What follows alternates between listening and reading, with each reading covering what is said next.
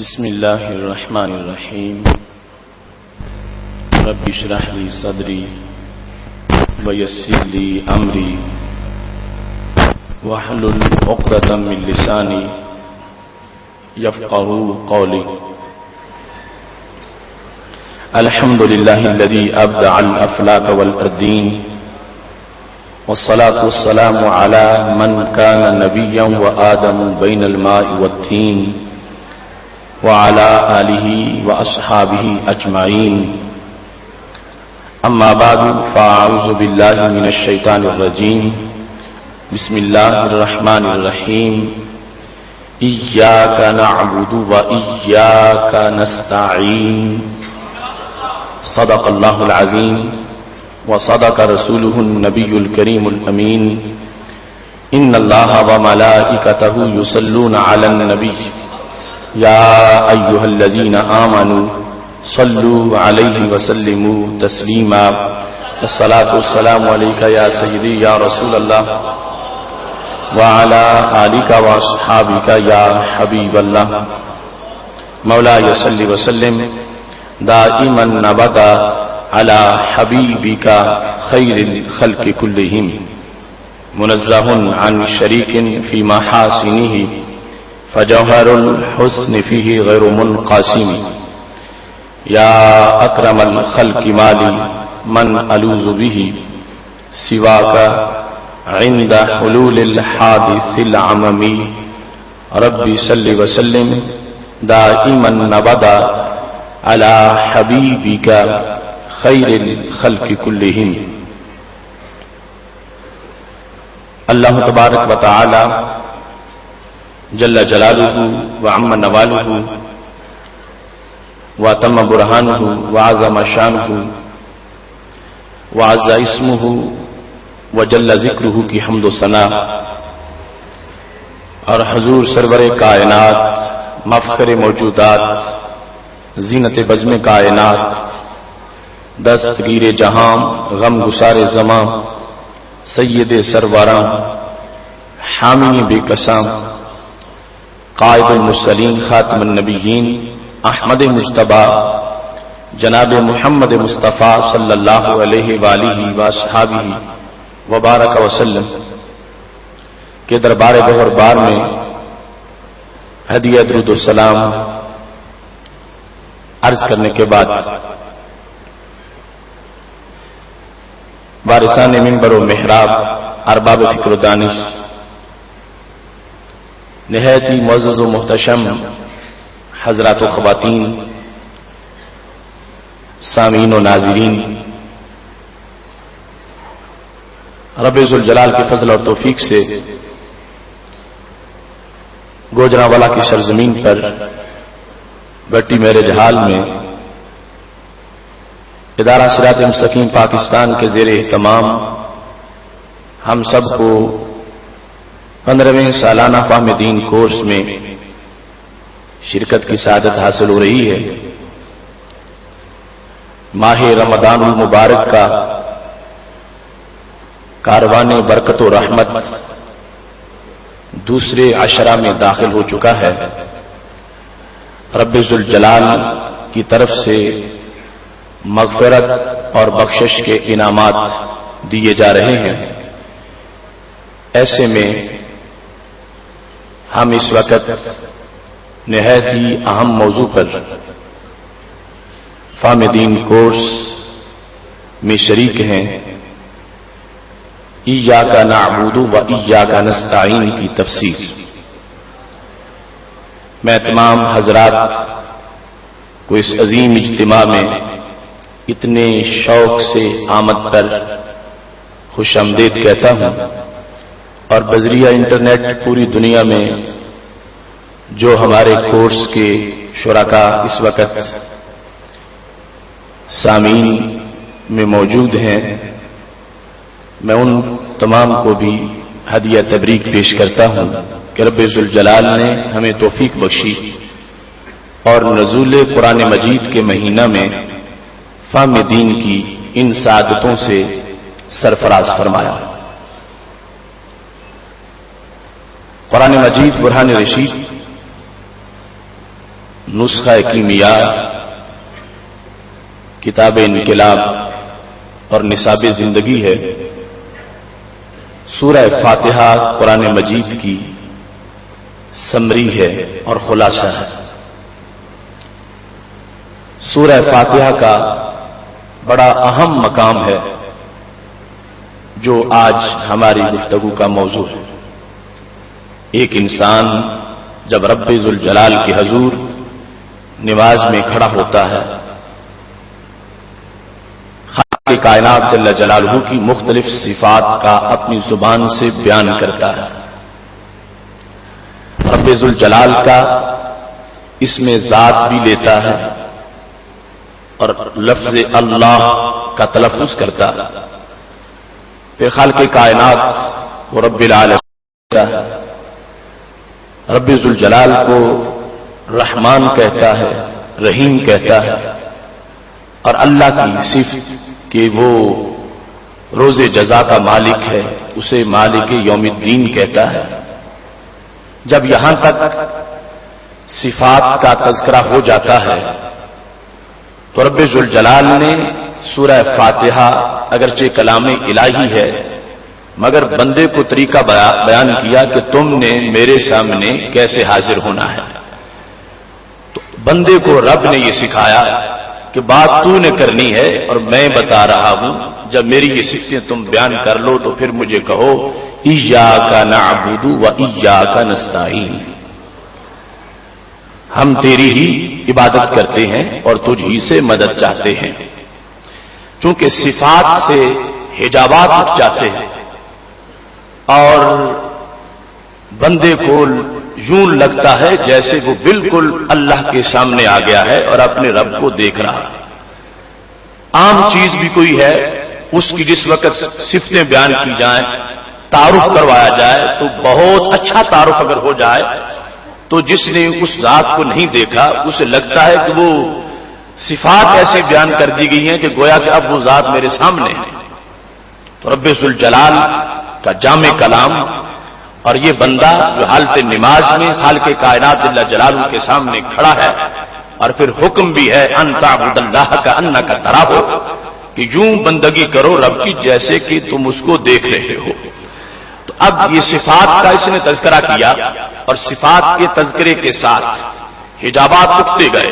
تو کچھ بھی اگر انسان واقعی اس احساس میں کھڑا ہے کہ میں رب کے ساتھ بات کرنا چاہتا ہوں اور اپنے رب سے ملاقات کرنا چاہتا ہوں، دائیں بائیں کے خیالات اس نے نکالے ہوئے ہیں، تو پہلی صفات کے بعد اس کو لگتا ہے کہ میں بالکل اللہ کے سامنے ہوں اور میں اپنے رب کے جمال کو اپنی آنکھوں سے ملاحظہ کر رہا ہوں۔ تو اس بنیاد پر پہلے وہ صفات غیب کی تھیں، یعنی جتنے بھی الفاظ بولے گئے وہ غیب کے ہیں۔ ساری تعریف ہے اللہ کے لیے جو رب ہے سارے جہانوں کا، وہ جو رحمان ہے، وہ جو رحیم ہے، وہ جو مالک یوم الدین ہے، وہ غیب کا صیغہ، غیب کی ضمیر ہے، غیب سے بات ہو رہی ہے، وہ جو رحمان ہے، وہ جو رحیم ہے۔ لیکن اس کے بعد جب اگلا مقام آیا تو اب یہ نہیں وہ اس سے ہم اس کی عبادت کرتے ہیں اور اس سے ہم مدد چاہتے ہیں، اب یہ ہے تیری ہی عبادت کرتے ہیں اور تجھ ہی سے مدد چاہتے ہیں۔ تو اس مقام پر پہنچ کر یعنی بندے کا احساس بیدار ہو گیا کہ وہ صفات جن سے پہلے اس ذات کو غیب سے تعبیر کیا جا رہا تھا، اب ان صفات کی برکت سے درمیان سے پردے اٹھ گئے ہیں، اور بندہ اب یہ نہیں کہتا کہ اس سے یا اس کی، کہتا ہے تیری ہی عبادت کرتے ہیں اور تجھ ہی سے مدد چاہتے ہیں۔ یہ وہ لذیذ ترین مقام ہے۔ اگر کسی بندے کو اللہ نے توفیق دے رکھی ہے خشوع اور خضوع کے ساتھ نماز پڑھنے کی، تو حالت قیام میں سب سے لذیذ مقام یہ مقام ہے کہ جس وقت ایک بندہ رب ذوالجلال کو کہتا ہے کہ تیری ہی عبادت کرتے ہیں اور تجھ ہی سے مدد چاہتے ہیں، خالق کائنات جل جلالہ کو خطاب سے اس سے بات کرنا، گفتگو کرنا، یہ یقیناً ایک انسان کی بہت بڑی معراج ہے کہ وہ بندہ ہو کر اپنے رب سے بات کر رہا ہے۔ یہ مقام، اس کی تفسیر کے بہت سے پہلو ہیں۔ ہمارے جو ابتدائی کورسز ہیں فہم دین کے، چونکہ یہ تو 15واں ہے، تو ابتدائی کورسز میں پوری سورہ فاتحہ کی تفسیر مختلف دروس میں گزر چکی ہے. آج اس مقام پر صرف تفسیر کا ایک پہلو آپ کے سامنے بیان کرنا مقصود ہے. ایاک نعبد و ایاک نستعین. ایاک اس سے پہلے ذکر کیا تیری ہی عبادت کرتے ہیں. تو مطلب کیا تھا؟ عبادت کرنے والا یہ اس کو طریقہ بتایا گیا کہ یوں بولو، یہ ظاہر کرو اپنی طرف سے کہ جس کی عبادت کر رہا ہوں اس کی طرف دھیان پہلے ہے اور عبادت کی طرف دھیان بعد میں ہے. ایاک نعبد، چونکہ ایاک سے مراد ہے معبود اللہ کی ذات، اور نعبد میں اس کا اپنا ذکر بھی موجود ہے. تو اس واسطے رب ذوالجلال کی ذات اور اس کے ذکر کو مقدم کرنے کے لیے ترتیب یہ بیان کی گئی. نعبدو کے بعد ایاک نہیں پہلے رکھا گیا ایاک نعبد، تاکہ یہ محبت کا اظہار ہو کہ مجھے اپنی بھی کوئی خبر نہیں.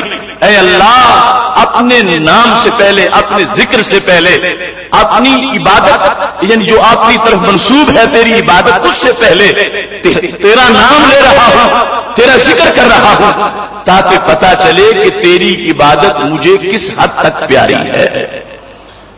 وَإِيَّاكَ نَسْتَعِينُ، اور تجھ ہی سے مدد چاہتا ہوں. جس وقت نعبد بولا گیا جمع اس لیے ہے کہ تاکہ دوسرے لوگوں کی عبادت کے ساتھ عبادت شامل ہو جائے اور برکت میسر ہو جائے. کیونکہ ان کی قبول ہوگی تو میری بھی قبول ہو جائے.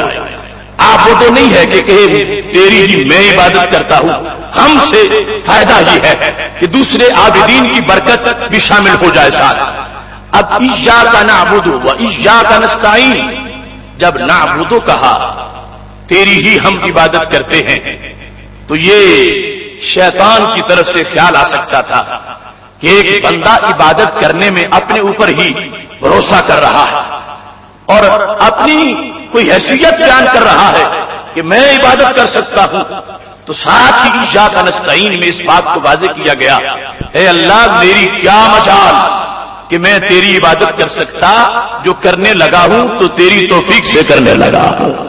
ایاک نعبد و ایاک نستعین، یہ جو میں عبادت کر رہا ہوں اور تیری عبادت کے لیے جو میں کھڑا ہو گیا ہوں، تو میرے مولا یہ تیرا کرم ہے، تیرا فضل ہے.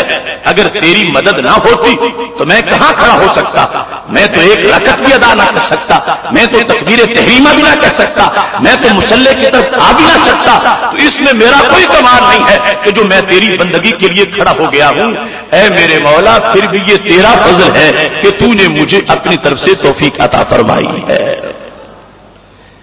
یہ مقام اس لحاظ سے اس کی متعدد تفاسیر ہیں، لیکن آج ہم جو اس وقت معاشرے میں اس آیت کو پیش کر کے لوگوں نے الجھنیں پیدا کر رکھی، سادہ لوگ مسلمانوں پر شرک کے تیر برسائے جاتے ہیں، اور وہ امت کا تعامل جو صحابہ کرام علیہ رضوان سے لے کر آج تک موجود ہے، امت کی ہر صدی میں، ہر سال میں، ہر مہینے میں، ہر ہفتے، ہر دن، ہر گھنٹے، ہر منٹ اور ہر سیکنڈ میں جو عقیدہ رہا، اس عقیدے کو مسترد کرنے کے لیے معاذ اللہ یہ آیت پڑھی جاتی ہے اور اس کی ایک خود ساختہ تفسیر بیان کی جاتی ہے.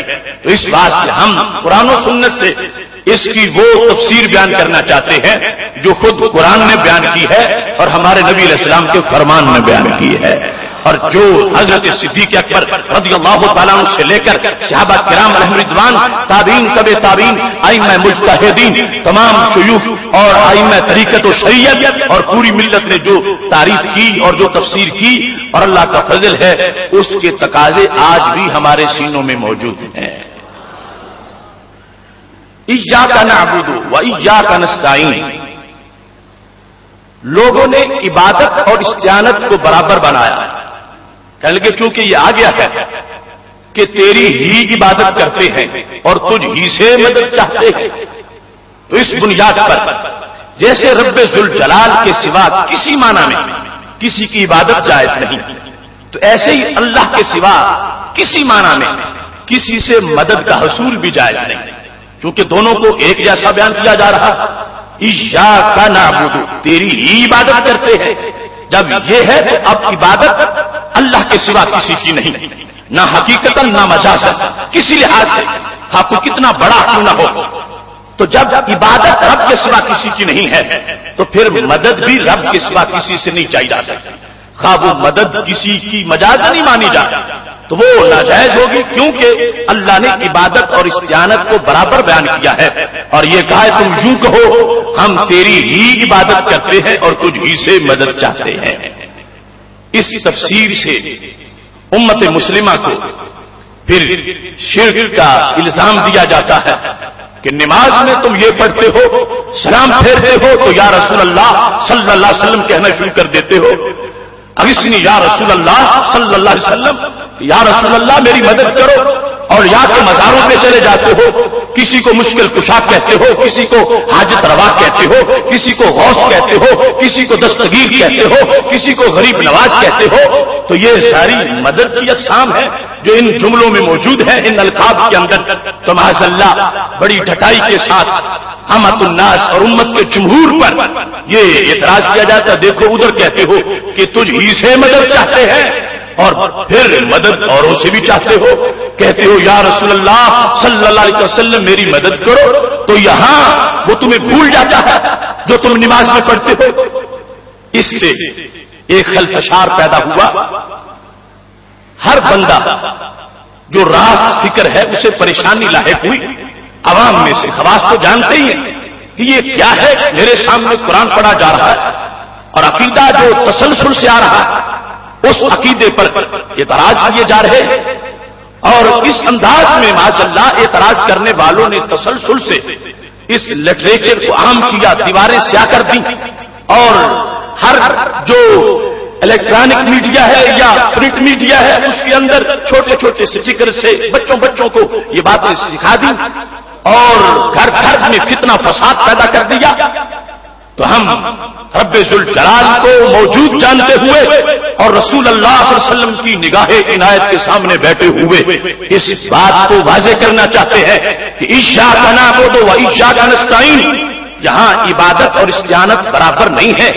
عبادت کسی لحاظ سے بھی اللہ کے سوا کسی کی نہیں ہے، جہاں تک مدد کا تعلق ہے، مدد مانگنے کا تعلق ہے تو رب ذوالجلال نے اپنے کچھ بندوں کو یہ شان دے دی ہے، ان سے مجازن مدد مانگی بھی جا سکتی ہے اور وہ اللہ کی قدرت کا مظہر بن کے مدد کر بھی سکتے ہیں۔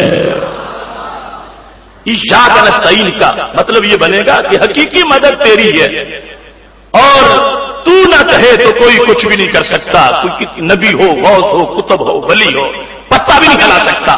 لیکن عبادت اور چیز ہے، استعانت اور چیز ہے۔ عبادت جیسے اللہ کے سوا کسی ایک لمحہ بھی جائز نہیں، جو کرے گا کسی معنی میں بھی مشرک بن جائے گا، مگر استعانت ایسی نہیں ہے۔ خالق کائنات جل جلالہ نے استعانت کا انداز قرآن مجید میں جدا رکھا ہے۔ یہ احادیث کا ذخیرہ میرے پاس موجود ہے، ابھی میں اس سے آپ کے سامنے دلائل پیش کروں گا کہ یہی لفظ عون جس کا معنی ہے مدد، استعانت جس میں سین طلب کا ہے، جس کا معنی ہوتا ہے مدد مانگنا، مدد چاہنا۔ جس طرح فائدہ پر سین آ جائے تو مطلب استفادہ کا کیا ہوتا ہے، فائدہ چاہنا، ایسے ہی عون کا معنی ہے مدد، اور استعانت کا مطلب ہے مدد مانگنا، اور اعانت کا مطلب ہے مدد کرنا۔ تو رب ذوالجلال نے قرآن مجید میں یہ واضح فرمایا ہے کہ مجازن اللہ کی قدرت کا مظہر سمجھ کے کسی کو، اور وہ اس لائق ہو کہ اللہ کی قدرت کا مظہر بن سکے، کوئی بت اور طاغوت اللہ کی قدرت کا مظہر نہیں بنتا، وہ تو دشمن ہے خدا کے، لیکن رب ذوالجلال کے مقبول بندے مدد کا مظہر بنتے ہیں، اور اللہ نے اس کو قرآن مجید میں بیان فرما دیا ہے۔ محتشم سامعین حضرات، اس سلسلہ میں قرآن مجید برہان رشید کا 19واں پارہ ہے۔ رب ذوالجلال کے ایک بہت بڑے پیغمبر، ان کا ایک قول قرآن مجید سے بیان کرتا ہوں، اور پھر یہ سوچنا کہ یہ توحید جو ہے یہ ہر زمانے کی ایک ہی ہے۔ یہ نہیں ہے کہ ہمارے زمانے میں توحید کا مطلب اور ہو اور حضرت سلیمان علیہ السلام کے زمانے میں توحید کا مطلب اور ہو۔ توحید ایک ہے۔ اب حضرت سلیمان علیہ السلام اپنے دربار میں بیٹھے ہیں، اور ان کو ایک چیز کی طلب اس کو منگانا چاہتے ہیں. وہ سلیمان علیہ السلام حضرت بلقیس کا تخت منگانا چاہتے ہیں. اور تخت کتنی دوری سے؟ حضرت سلیمان علیہ السلام بیت المقدس میں بیٹھے ہیں، تخت سبا میں ہے، اور درمیان میں 2 مہینوں کا سفر ہے. بیت المقدس میں تخت چاہتے ہیں، اور تخت کوئی چھوٹا سا نہیں. تخت کتنا بڑا ہے؟ 80 گز لمبا ہے، اور 40 گز چوڑا ہے، اور 30 گز اونچا ہے. اور اس تخت پہ 7 کمرے بنے ہوئے ہیں. یعنی یہ نہیں کوئی چھوٹا سا کھلونا ہو، اتنا طول عرض والا تخت، اور 2 مہینے کی مسافت پر دور ہے.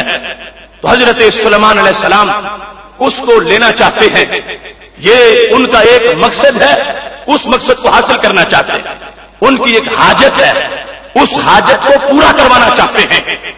تو انہیں چاہیے تھا کہ کہتے ہیں اللہ تیرے دین کا مسئلہ ہے، بلقیس آ رہی ہے اور میں نے اس کو کلمہ پڑھانا ہے، اس کے آنے سے پہلے پہلے تخت یہاں پہنچ جانا چاہیے.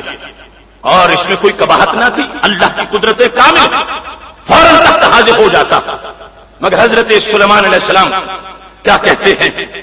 یہ قرآن مجید تمہارے سامنے موجود ہے. حضرت سلیمان علیہ السلام کا وہ جملہ اللہ نے قرآن کی آیت بنا دیا.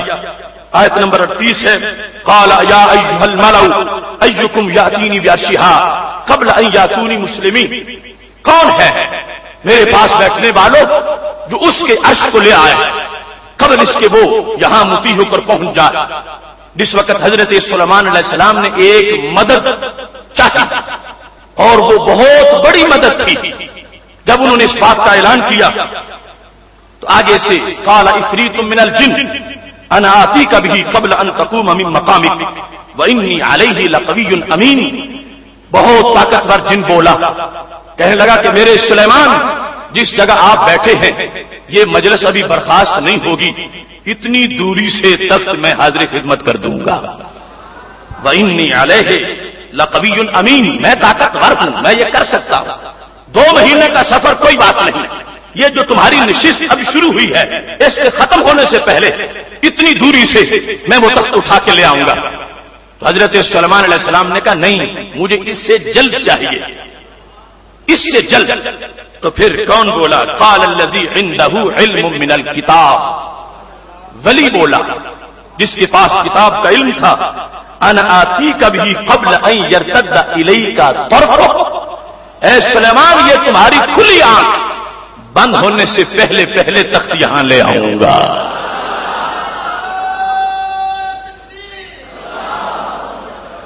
قبل ان یرتد الیک طرفک، قبل اس کے کہ تم آنکھ جھپکو اس سے پہلے پہلے تخت لاؤں گا. لانا کہاں سے؟ 2 مہینے کی مسافت سے. وہ لمبا کتنا ہے؟ 80 گز سے بھی زیادہ. اتنا بڑا تخت ہے اور لانا ہے آنکھ جھپکنے سے پہلے. تو حضرت سلیمان علیہ السلام نے مدد چاہی.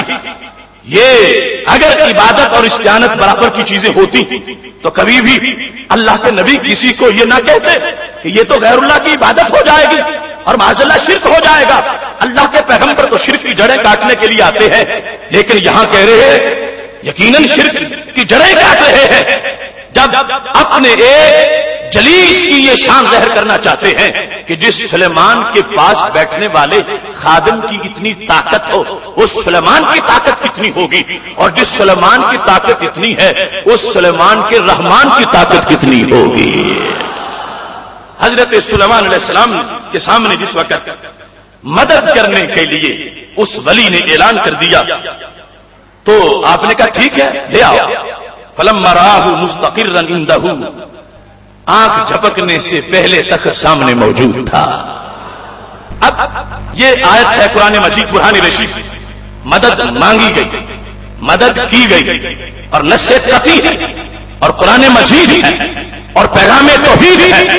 اگر ایاک نعبد و ایاک نستعین میں عبادت اور استعانت دونوں برابر ہوتی کہ جیسے اللہ کے سوا کسی کی عبادت جائز نہیں، ایسے اللہ کے سوا یعنی اللہ کے کسی بندے سے مدد چاہنا بھی جائز نہیں، تو نہ حضرت سلیمان علیہ السلام مانگتے اور نہ پاس بیٹھے ہوئے آصف بن برقیہ کر سکتے.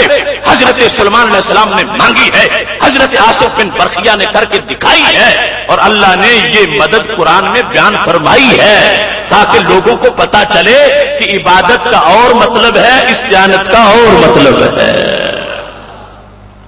استعانت عون سے ہے, اور خالق کائنات جل جلالہ نے قرآن مجید برہان رشید میں 16ویں پارے میں جہاں حضرت ذوالقرنین کا ذکر کیا تو وہاں بھی رب ذوالجلال نے اس بات کا ذکر کیا کہ جب یاجوج ماجوج کے مسئلے پر لوگ تنگ تھے اور حضرت ذوالقرنین کو کہنے لگے کہ تم ہمیں ان سے بچاؤ جہاں سے وہ نکل کے آتے ہیں, سامنے دیوار بنا دو تاکہ وہ ادھر آ ہی نہ سکے. تو حضرت ذوالقرنین نے ان کے لیے یہ ارشاد فرمایا, ٹھیک ہے میں بناتا ہوں. فَأَعِينُونِي بِقُوَّةٍ, اعینونی تم میری مدد کرو قوت کے ساتھ. مطلب کیا تھا, مٹیریل میرا ہوگا, بس کچھ مزدوری ساتھ تم کرواؤ, میں دیوار بنوا دیتا ہوں, مجھے تمہارے فنڈ کی ضرورت نہیں, میں خود بنواتا ہوں, مگر تم ساتھ شامل ہو جاؤ.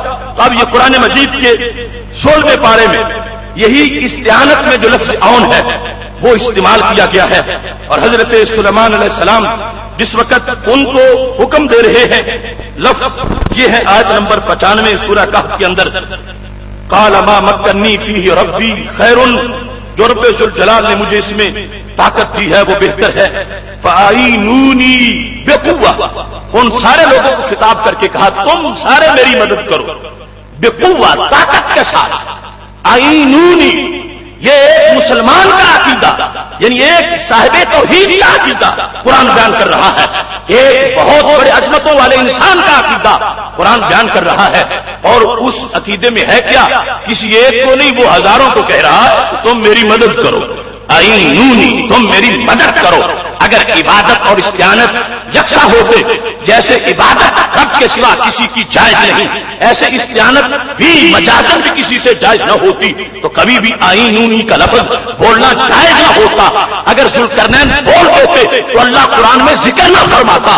خالق کائنات جل جلالہ نے قرآن مجید برہان رشید میں اس کا تذکرہ کر کے آئینونی کو ثابت کر کے اس بات کو واضح کر دیا ہے کہ بندے میرے ہیں اور میری مدد ان سے ظاہر ہوتی ہے. کون ہے جو تن کا بھی میری طاقت کے بغیر اٹھا سکے, میری دی ہوئی توفیق سے تو سب کچھ کر سکتے ہیں. تو خالق کائنات جل جلالہ نے قرآن مجید برہان رشید میں ان کی اس جملے کو ہو بیان کر کے اپنی طرف سے مہر صداقت لگائی کہ اعانت ایسی چیز ہے کہ میرے بندے جب مان رہے ہیں کہ میرے ویژن کے بغیر پتا بھی نہیں ہل سکتا, اس یقین کے ساتھ اگر وہ کسی کو کہیں کہ تم میری مدد کرو تو اس میں شرک نہیں ہوگا بلکہ عین اسلام ہوگا. اس سے پتا چلا عبادت کا مفہوم اور ہے اور استعانت کا مفہوم اور ہے.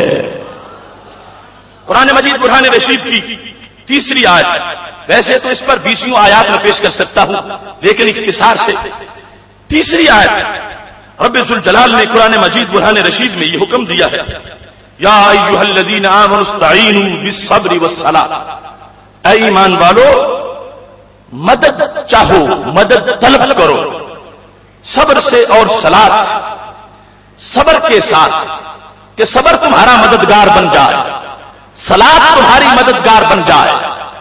صبر اور صلاۃ کے ساتھ تم مدد چاہو کہ یہ دونوں چیزیں تمہارے لیے مددگار بن جائیں. اب نہ صلاۃ الہ ہے اور نہ ہی صبر خدا ہے. صبر اور صلاۃ یہ تو بندے کے افعال ہیں جن کا قیام بندے کی ذات کے ساتھ ہوتا ہے. یہ آراز ہے, اگر ذات نہ ہو تو عرض نہیں پائی جاتی. تو خالق کائنات جل جلالہ کو یہ واضح کر رہا ہے کہ میرے بندے کو ایسا مقام بھی مل جاتا ہے جب وہ میری بندگی میں ایک نقطہ کمال تک پہنچتا ہے, اس کی حالت اس کی مددگار بن جاتی ہے. اس کی کیفیت اس کے لیے مددگار بن جاتی ہے. اگر عبادت اور استعانت یکساں ہوتے تو پھر کبھی بھی صلاۃ کو مددگار نہ کہا جاتا, کبھی بھی صبر سے مدد کے حصول کا حکم نہ دیا جاتا. خالق کائنات جل جلالہ اس بات کو یہاں پہ واضح کر رہا ہے کہ ایک بندہ جس وقت وہ پوری طرح میرا ہو گیا ہے اور میرے حکم پر صبر کر رہا ہے, میرے حکم پر وہ نماز پڑھ رہا ہے, اس کی یہ کیفیتیں اس کے لیے دونوں جہان میں مددگار بن جاتی ہیں. محترم سامعین حضرات, یہ ابتدائی گفتگو اس سلسلہ کی آپ کے سامنے رکھ رہا ہوں. بخاری شریف میں رسول اللہ صلی اللہ علیہ وسلم کا فرمان ہے. اسی لفظ استعانت کے لحاظ سے میرے محبوب علیہ الصلوۃ والسلام بیان کرنا چاہتے ہیں میری امت کے لیے آسانیاں کیسی ہوں گی. مختلف طریقے بیان کیے. فرمایا استعینوا بالغدوۃ والروحۃ وشیء من الدلجہ. یہ جلد نمبر 1 صفحہ نمبر 10 ہے.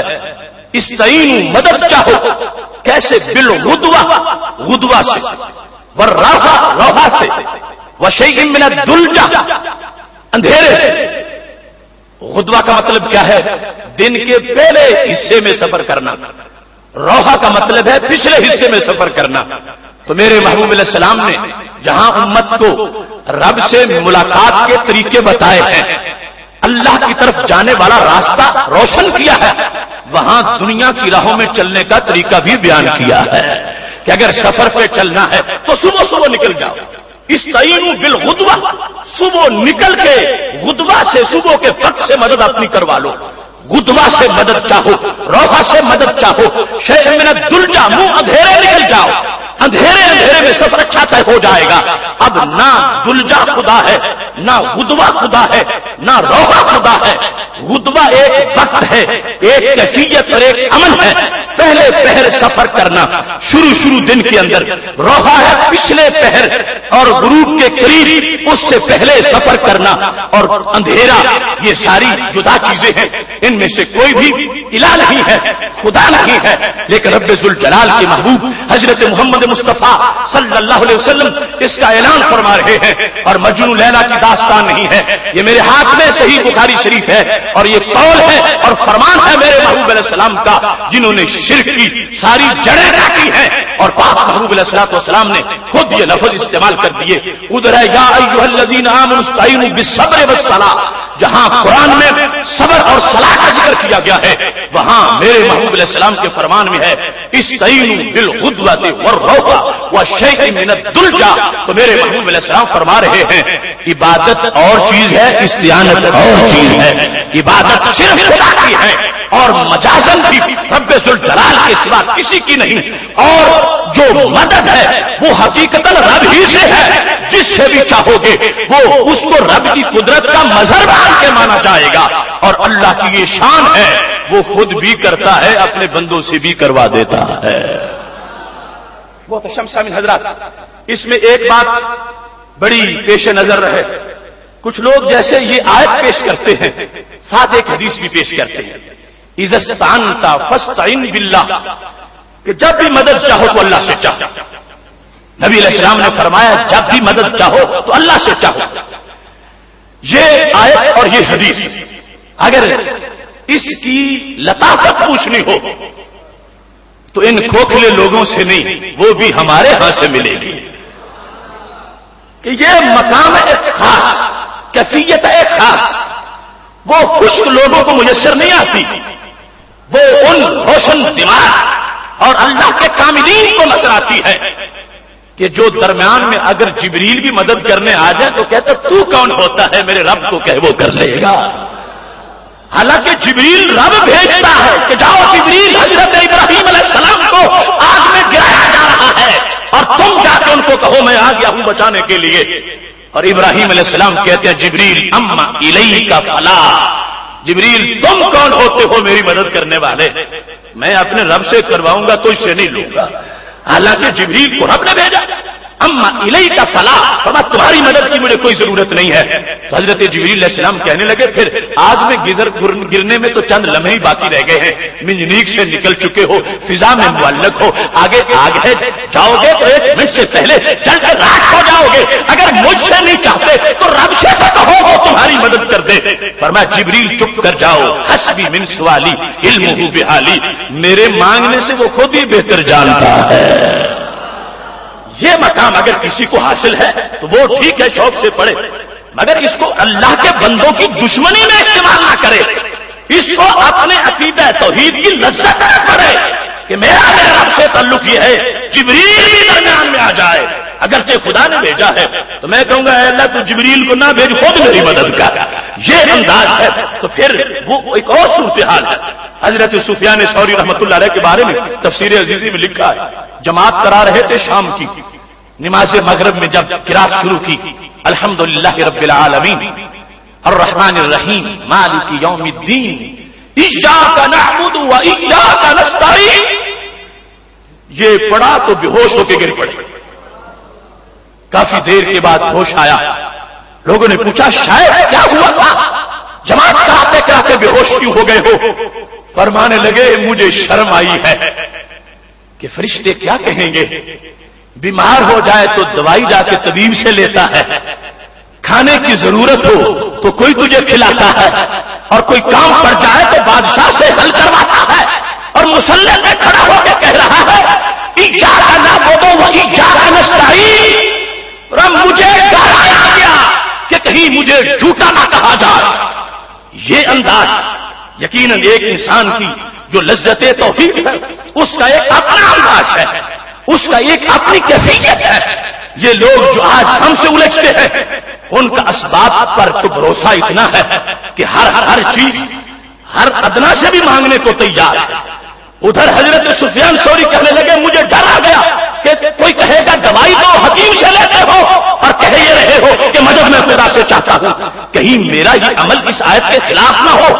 یہ ایک خاص کیفیت تھی، ورنہ دوائی لینے کا تو خود خدا نے حکم دیا ہے اور شریعت میں جائز ہے، لیکن یہ ایک خاص انداز تھا، انداز توحید اور ذوق توحید۔ آج وہ لوگ جن کا ہر کام سہاروں پہ ہے اور غیروں کے دروازوں پر لپٹے ہوئے ہیں، چمٹے ہوئے ہیں، کہیں چمڑے مانگ رہے ہیں، کہیں چندے مانگ رہے ہیں، اس وقت یاد نہیں آتا کہ چاہو تو خدا سے چاہو، اور جس وقت یہ مقامی ولایت کی باری آتی ہے پھر اس وقت اس آیت کو پڑھنا شروع کر دیتے ہیں۔ تو اس کی لطافت اور اس کی حقیقت دونوں کو سمجھنا ہے تو دونوں کا انداز اہل سنت و جماعت میں نظر آئے گا۔ محتشم سامعین حضرات، یہ جو میں نے ابھی آیت پڑھی استعینوا بالصبر والصلاۃ اور حدیث شریف پڑھی، تو ہو سکتا ہے کوئی یہ کہے کہ یہ تو پھر بھی کیفیتیں ہیں، ہمیں یہ دکھاؤ نا کسی بندے سے کسی نے انہی لفظوں سے مدد چاہیے ہو، استعانت کا لفظ ہو اور بندے کا نام ہو تو پھر ہم مانیں گے۔ تو میں یہ بھی قرآن مجید کی اس تشریح میں دکھاتا ہوں حدیث شریف سے، صحیح بخاری شریف ہے، جلد نمبر 1 ہے، صفحہ نمبر 245 ہے۔ حضرت ابو قتادہ رضی اللہ تعالی عنہ کہتے ہیں کہ حدیبیہ کے سال میرے دوستوں نے احرام باندھا ہوا تھا، میں نے نہیں باندھا ہوا تھا، تو چونکہ حالت احرام میں شکار جائز نہیں ہوتا اور جنہوں نے احرام باندھا ہے ان پر لازم ہے کہ شکار کی طرف اشارہ بھی نہ کریں، تو جس کا احرام ہے اس کے لیے شکار کرنا جائز ہے۔ کہنے لگے گزر رہے تھے، ہمارے واسی نظر آ گیا تو میں نے شکار کرنا چاہا، میں نے احرام نہیں باندھا تھا، دوستوں نے احرام باندھا ہوا تھا، تو میں اکیلا تھا اور شکار مشکل تھا، تو میں نے کہا کہ کچھ میرے ساتھ یہ بھی تعاون کر دے، اگرچہ شکار میں کروں گا مگر تعاون ان کا بھی کچھ ہو جائے۔ تو لفظ کیا بولے؟ کہتے ہیں فاستعنتہم، میں نے ان سے استعانت کی، میں نے ان سے مدد چاہی، میں نے اپنے دوستوں سے جو حالت احرام میں تھے ہمارے غاشی کے شکار میں نے ان سے مدد چاہی، فاستعنتہم، اور سے مشتاق ایاک نعبد و ایاک نستعین۔ یہ حضرت ابو قتادہ بھی مصلی پہ کھڑے ہو کے پڑھتے ہیں، مگر اب شکار کی باری آئی تو کہتے ہیں فاستعنت بہم، میں نے ان سے تعاون چاہا، فابوا ان یعینونی، انہوں نے تعاون کرنے سے انکار کر دیا. انہوں نے کہا ہم حلقے احرام میں ہیں, ہم نے اشارہ بھی کیا تو ہم پکڑے جائیں, ہم سے مواخذہ ہوگا. تو میرا اس وقت دلیل دینے کا مطلب یہ ہے, اب یہ فسٹ ان تو ہم مدد مانگنے والے حضرت ابو قتادہ اور ہم صحابہ ہیں جو ان سے مدد چاہ رہے ہیں, اور وہ بندے ہیں خدا کے, اور لفظ اون ہے وہی لفظ استعانت جو سورہ فاتحہ میں ہے, وہی لفظ استعانت بخاری شریف کے اس مقام پر موجود ہے. اور یہ واضح کیا جا رہا ہے کہ رب ذوالجلال کی قدرت کا مظہر اگر بندہ بن جائے, بندے میں وہ طاقت آ جائے, تو یہ جس حالت میں ہو, زندہ ہو, فوت شدہ ہو, نہ زندہ خدا ہو سکتا ہے نہ فوت شدہ خدا ہو سکتا ہے. یعنی انسانوں میں رب ذوالجلال جو ہے وہ تو حی القیوم ہے, بندوں میں نہ کوئی زندہ رب کا شریک ہے اور نہ کوئی فوت شدہ رب کا شریک ہے. اگر عبادت اور استعانت دونوں ایک جیسی ہوتی تو جیسے نہ کسی فوت شدہ انسان کی بندگی جائز ہے نہ کسی زندہ کی بندگی جائز ہے, ایسے ہی نہ کسی فوت شدہ سے مدد کا مانگنا جائز ہونا چاہیے تھا اور نہ کسی زندہ سے مدد کا مانگنا جائز ہونا چاہیے تھا. صحابہ نے زندہ سے ان صحابہ سے مدد مانگ کر اس بات کو واضح کر دیا کہ عبادت اور چیز ہے, استعانت اور چیز ہے. وہ تشم سامعین حضرات, اسی بخاری شریف میں اگلے مقام پر حدیث شریف موجود ہے 280 صفحہ جلد نمبر 1.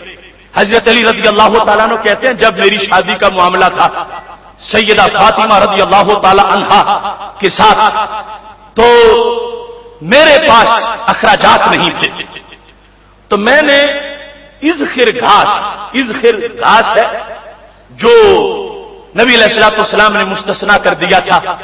لوگوں نے کہا باقی ہر چیز حرم کی حرام کر دو کہ گھاس جائز نہیں کاٹنا, اذخر جائز رکھو.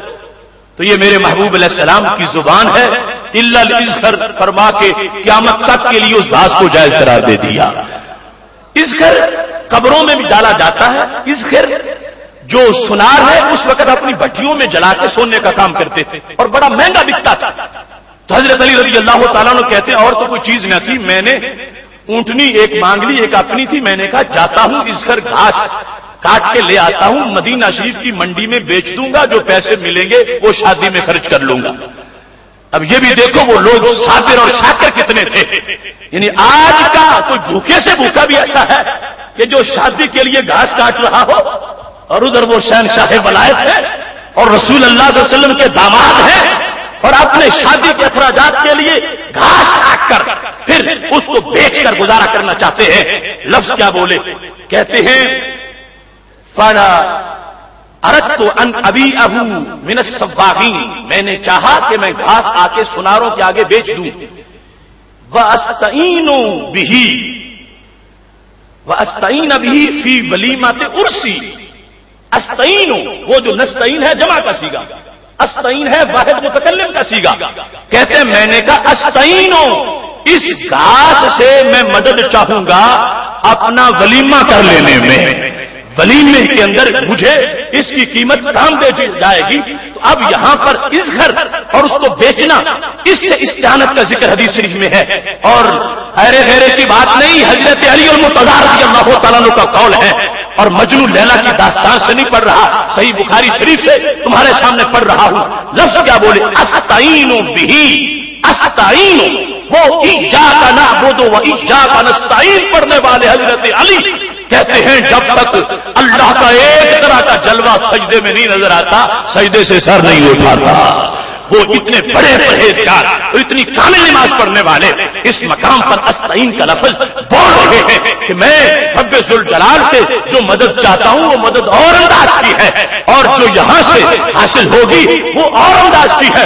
استعین کا لفظ بول کر حضرت علی رضی اللہ تعالیٰ عنہ نے یہ واضح کر دیا کہ عبادت اور چیز ہے, استعانت اور چیز ہے. محترم سامعین حضرات, ابھی اس بات کی تمہید ہے اور اس کی تشریح اچھے طریقے سے بھی کرنا لازم ہے. رسول اللہ صلی اللہ علیہ وسلم سے ایک شخص نے اپنا مسئلہ پیش کر دیا. یہ نسائی شریف سے وہ حدیث شریف تمہارے سامنے پیش کرنا چاہتا ہوں. یہ اتنی بڑی کتاب جتنی وزنی ہے اتنی دلیل بھی اس کی وزنی ہے. تو حدیث نمبر ہے 4086. جاء رجل الى النبي صلی اللہ علیہ وسلم ایک بندہ آ گیا نبی علیہ السلام کے پاس، ظاہر ہے کہ وہ صحابی ہوں گے۔ رسول اللہ صلی اللہ علیہ وسلم کے پاس جب پہنچے تو آ کر اپنی درخواست پیش کی، کہنے لگے یا رسول اللہ صلی اللہ علیہ وسلم الرجل یاتینی ویرید مالی، ایک انسان ہے وہ میرے پاس آ کر میرا مال جو ہے اس پہ قبضہ کرنا چاہتا ہے، میرا مال مجھ سے لے لینا چاہتا ہے، تو میں کیا کروں؟ وہ طاقتور ہے، میرے مال پہ قبضہ کر جانا چاہتا ہے۔ تو میرے محبوب علیہ الصلوۃ والسلام نے آگے سے کیا جواب دیا؟ کتنا خوبصورت جواب ہے، فرمایا ذکرہ باللہ، اسے خدا یاد کراؤ، اسے کہو قبر میں بھی جانا ہے، قبضہ گروپ جو آئے گا تیرے مال کے لیے اسے ذکرہ باللہ، اسے رب یاد کراؤ، ڈر جائے گا تو پیچھے ہٹ جائے گا، ذکرہ باللہ، اس کے سامنے خدا کا نام لو، اسے کہو آخر رب دیکھ رہا ہے، سوچ میرا مال تو لینا چاہتا ہے، حرام ہے تم پر، رب نے حرام کیا ہے، ہوش کر پیچھے ہٹ جا، ذکرہ باللہ۔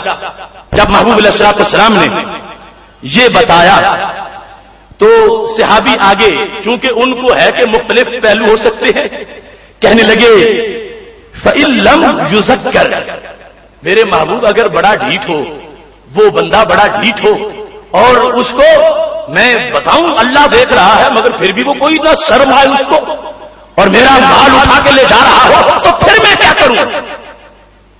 تو میرے محبوب علیہ الصلوۃ والسلام نے فرمایا فاستعن علیہ من حولک من المسلمین، پھر اپنے وقت کے مسلمانوں سے مدد مانگ لے۔ فاستعن علیہ من حولک من المسلمین، فاستعن علیہ، وہ استعانت ایاک نعبد و ایاک نستعین میں جو ہے وہ استعانت نسائی کی حدیث سے بیان کر رہا ہوں، فرمایا اگر اس کو رب کے نام پر بھی شرم نہ آئے تو پھر اپنے محلے والے مسلمانوں کو بتاؤ، اپنی گلی والے مسلمانوں کو بتاؤ، اپنے شہر والے مسلمانوں کو بتاؤ کہ فلاں لٹیرا میرا مال لوٹنا چاہتا ہے۔ فاستعن علیہ من حولک من المسلمین، حول جو معاشرے میں دائیں بائیں موجود ہیں ان کو کہو کہ وہ تیری مدد کرے اس کے خلاف۔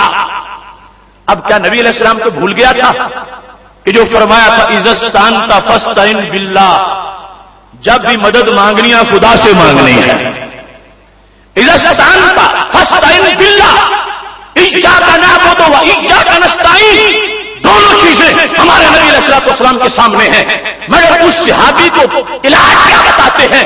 فاستعن علیہ من حولک من المسلمین، کہ جب وہ پھر بھی چیز اٹھا کے لے جا رہا ہو تو پھر تو مدد مانگ، کس سے؟ من حولک، جو تمہارے پاس مسلمان ہیں ان سے تو مدد مانگ۔ تو پتہ چلا کہ نبی اکرم صلی اللہ علیہ وسلم نے ایاک نعبد و ایاک نستعین اور اذا استعنت فاستعن باللہ دونوں چیزوں کا مطلب بیان کر دیا ہے۔ رب نہ چاہے تو کوئی پتا بھی نہیں ہلا سکتا، اور رب چاہے تو بندہ بھی بندے کا مددگار بن سکتا ہے۔ میں شرق سے لے کر غرب تک، شمال سے لے کر جنوب تک، صرف گوجرانوالا کے بھٹی میرے جھال میں نہیں، میں پوری سطح زمین کے مسلمانوں کو اس وقت اس چیز کی طرف متوجہ کرنا چاہتا ہوں، اگر وہ طبقہ یہ کہتا ہے کہ نہیں عبادت اور استعانت کا ایک ہی مطلب ہے، یعنی جس طرح عبادت اللہ کے سوا کسی کی جائز نہیں ایسے استعانت بھی رب سے سوا کسی کی جائز نہیں، تو میں کہتا ہوں میں تو حدیث سے دکھا رہا ہوں کہ نبی علیہ السلام نے فرمایا ہے کہ تو مدد مانگ اپنے فلاں بھائی سے۔ اگر استعانت اور عبادت ایک جیسے تو ایک ہی ضعیف حدیث دکھا دو کہ سرکار نے فرمایا تو عبادت کر لے اپنے بھائی کی۔ اگر عبادت اور استعانت ایک ہے تو جب استعانت کا حکم دے دیا کہ اگر اس خدا کے بندے کو ڈر نہیں آتا فاستعن علیہ من حولک من المسلمین، تو پھر تو مدد مانگ اپنے مسلمان بھائیوں سے۔ یہ تو میں دکھا رہا ہوں اور باحوالہ دکھا رہا ہوں جن کا دوسرا مذہب ہے اور کہتے ہیں عبادت استعانت ایک ہے، اللہ کے سوا نہ کسی کی عبادت جائز ہے نہ کسی سے مدد مانگنا جائز ہے، تو مدد مانگنا کو میں نے دکھا دیا۔ اگر برابر ہے تو پھر یہ بھی دکھاؤ کہ نبی علیہ السلام نے کسی کو کہا ہو معاذ اللہ اے فلاں تو فلاں بندے کی کچھ دیر عبادت کر لے، اپنے محلے والے کی عبادت کر لے، اپنے شہر والے کی عبادت عبادت کر کے جب سرکار کہہ رہے ہیں تو محلے والے سے مدد مانگ لے مگر عبادت صرف خدا کی کر تو مانگنا پڑے گا. میرے محبوب بتا رہے ہیں عبادت اور ہے استعانت اور ہے. کتنی واضح بات ہے. یہ دیکھو نسائی شریف کا یہ مقام، یہ سبز میں نے انڈر لائن اس کو کیا. جب نبی علیہ الصلوۃ والسلام نے یہ لفظ بولے کہ اپنے حال میں جو مسلمان ہیں ان سے مدد چاہو، اور یہ بھی آپ دیکھو نا کہ محبوب علیہ السلام سوسائٹی میں مسلمان کا کتنا حامی دیکھنا چاہتے ہیں کہ ایسا نہیں ہے گلی میں ڈاکہ ہو گیا سارے سو رہے ہیں کوئی آگے آتا ہی نہیں. فرمایا نہیں، ہم یدن علی ما سواہ، مسلمان تو مٹھی کی طرح ہونے چاہیے. گلی میں محلے میں پوری وحدت ہونی چاہیے، ایک دوسرے کی خبر ہونی چاہیے. اور لازم کیا کہ جیسے تم پر میرے کہنے پر نماز لازم ہے ایسے میرے کہنے پر کمزور کی مدد بھی لازم ہے. ان کا ساتھ دو اور اس کمزور کو کہا تو مانگ ان سے مدد، یہ تیری مدد کریں گے، میں نے ان پر لازم کر دیا ہے. اب جس وقت رسول اللہ صلی اللہ علیہ وسلم نے یہ جملہ بولا تو وہ صحابی تھے، ان کی طبیعت میں سارے مراحل موجود تھے. انہوں نے اگلا سوال کر دیا، کہنے لگے یا رسول اللہ ان لم یکن حولی احد من المسلمین، اگر کوئی مسلمان قریب نہ ہو تو پھر کیا کروں؟ یعنی یہ نہیں کہا کہ مسلمان ہو اور مدد نہ کرے، یعنی اتنا اس وقت ہے ذہن میں کہ مسلمان ہوگا تو مدد میری ضرور کرے گا، لیکن یہ بھی تو ہو سکتا ہے جب میں لٹ رہا ہوں کوئی مسلمان پاس موجود نہ ہو تو پھر میں کیا کروں؟ تو میرے محبوب علیہ الصلوۃ والسلام نے فرمایا فاستعن علیہ السلطان، پھر جو میرے دین کا حکمران ہوگا اس کے سامنے جا کے اپنا کیس رکھ دے. فاستعن علیہ السلطان، پھر سلطان سے استعانت کر، سلطان سے مدد مانگ. وہی لفظ استعین دوبارہ استعمال کر دیا، لفظ استعین کہ جس وقت کوئی مسلمان پاس موجود نہیں ہے فاستعن علیہ السلطان، پھر اس لٹیرے کے مقابلے میں سلطان کے پاس چلا جا، سلطان سے جا کے مدد مانگ، سلطان کے سامنے جا کے حاجت رکھ، سلطان کے سامنے فریاد کر. اگر یہ مطلب ہو تو حدیث کا اذا استعنت فاستعن باللہ، جب بھی مانگنا ہے تو خدا سے مانگنا ہے. تو کیوں کہا محلے والے سے مانگ، کیوں کہا اپنے پڑوسی سے مدد مانگ، کیوں فرمایا کہ بادشاہ سے مدد مانگ؟ مطلب یہ ہے وہ خاص مقام ہے اور خاص کیفیت ہے. جس وقت بندہ اس مقام پہ پہنچا ہے تو وہ کہتا ہے جبریل بھی نہ آئے میرا رب خود میری مدد کرے. اور جو عمومی طور پر نصاب دیا ہے وہاں کو بار بار نبی علیہ السلام نے لفظ استعانت کا استعمال کیا ہے اور فرمایا تم اپنے پڑوسی سے مدد مانگ لو، اپنے بادشاہ سے مدد مانگ لو. تو اس سے پتا چلا اگر عبادت استعانت کا مطلب ایک بنایا جائے تو مانا بنے گا کبھی پڑوسی کو سجدہ کر لو کبھی بادشاہ کو سجدہ کر لو. جبکہ ہر بچہ جانتا ہے نہ پڑوسی کو سجدہ جائز ہے نہ بادشاہ کو سجدہ جائز ہے. تو پھر اس کا مطلب بنے گا کہ پڑوسی سے مدد مانگنا جائز ہے، سجدہ کرنا جائز نہیں. بادشاہ سے مدد مانگنا جائز ہے، سجدہ کرنا جائز نہیں. تو یہ جو ہم کہہ رہے ہیں عبادت اور ہے، مدد کرنا اور ہے. محتشم سامعین حضرات، اب اس اگلا مقام اس میں میں یہ چاہتا ہوں کہ میں اپنے محبوب کا نام سامنے ذکر کروں. جس طرح ہے نا کہ ہم اللہ سے مدد چاہتے ہیں، صحابہ کہیں ہم اللہ کے نبی علیہ السلام سے مدد چاہتے ہیں. باقی اصل مسئلہ جو شروع سے تمہید سے میں بیان کر رہا ہوں اسی کی یہ معراج ہے اور عروج ہے کہ سید عالم نور مجسم شفیع معظم صلی اللہ علیہ وسلم کا اپنے غلاموں پہ کرم کتنا ہے اور سرکار کس طرح اپنے غلاموں کی مدد کرتے ہیں. فریاد امتی جو کرے حال زار میں ممکن نہیں کہ خیر بشر کو خبر نہ ہو. اس مدد کے میں سینکڑوں نہیں ہزاروں حوالہ جات پیش کر سکتا ہوں، مگر اس وقت چاہتا ہوں کہ صرف لفظ استعانت سے جو نستعین میں لفظ ہیں وہی لفظ بولوں اور میں نہ بولوں صحابہ بولے اور صحابہ بولے میرے محبوب علیہ السلام کے بارے میں بولے. ویسے تو وہ ہزاروں حوالہ جات لیکن ثابت کرنا ایاک نعبد و ایاک نستعین، یہ بولنے والے صحابہ ہیں. انہوں نے اردو بازار لاہور میں چھپنے والا قرآن نہیں پڑھا، ڈائریکٹ سرکار کی زبان سے قرآن پڑھا ہے. حالانکہ اردو بازار لاہور میں جو چھپا شک اس میں بھی نہیں، مگر جو تازہ اتر کے آ رہا تھا وہ تازہ لوگوں کا ایمان تھا. اب جس وقت میرے محبوب علیہ الصلوۃ والسلام کے صحابی جن کا نام حضرت ابو درداء رضی اللہ تعالیٰ عنہ ہے، بلکہ اس مقام پر حضرت جابر رضی اللہ تعالیٰ عنہ، ان سے اس بات کو ثابت کرنا چاہتا ہوں. اور یہ حدیث شریف کی کتاب بخاری شریف جلد نمبر 2 اور صفحہ نمبر 285 میرے ہاتھ میں ہے. اور یہ پیغام لے کر نکلو اور گلی محلے تک یہ پیغام پہنچاؤ. وہ چھوٹے چھوٹے سے ٹکر لگانے والے کہ نماز میں ایاک نعبد و ایاک نستعین پڑھتے ہو اور نماز سے باہر یا رسول اللہ کرنا شروع کر دیتے ہو، انہیں کہو اے خود ساختہ دین والا، ہم نے یہ گھڑا نہیں ہے، ہم نے حضرت جابر سے پڑھا ہے. یہ بخاری شریف جلد نمبر 1 صفحہ نمبر 285. حضرت جابر رضی اللہ تعالی عنہ کہ قرض کا جب معاملہ تھا تو کیا ہوا؟ حضرت جابر کہتے ہیں ابا جی تو فوت ہو چکے تھے، قرض بہت زیادہ تھا، 6 ہمشیرہ بھی تھی، بوجھ بڑا تھا، کھجوریں پک گئیں تو میں نے چاہا کہ اگر ساری کھجوریں بھی دے دوں تو آدھا قرضہ بھی نہیں اترے گا، لیکن سال کیسے گزرے گا؟ تو میں نے سوچا کہ اب مدد کریں تو میرے محبوب کر سکتے ہیں. یہ بخاری اور یہ لفظ کہتے ہیں توفی عبداللہ ابن عمر، عبداللہ ابن عمر وہ علیہ دین، میرے ابا جی فوت ہو گئے، ان پر قرض باقی تھا. فاستعنت النبی صلی اللہ علیہ وسلم، فاستعنت النبی، میں نے نبی علیہ السلام سے مدد مانگ لی. فاستعنت ایاک نعبد و ایاک نستعین، وہ نستعین مضارع ہے، استعان تو ماضی ہے کہ میں نے ماضی میں مدد مانگ لی. کس سے؟ النبی صلی اللہ علیہ وسلم، میں نے سرکار دو عالم حضرت محمد مصطفیٰ صلی اللہ علیہ وسلم سے مدد مانگی. محبوب مشکل ہے، آپ حل کرو گے حل ہو جائے گی. یہ بخاری شریف اور یہ فاستعنت النبی صلی اللہ علیہ وسلم، یہ امت ہے کبھی فاستعنت اللہ کہتی ہے، کبھی فاستعنت الرسول کہتی ہے. فاستعنت النبی صلی اللہ علیہ وسلم کہتے ہیں میں نے جہاں پہ مدد مانگ لی، کس سے؟ نبی علیہ السلام سے.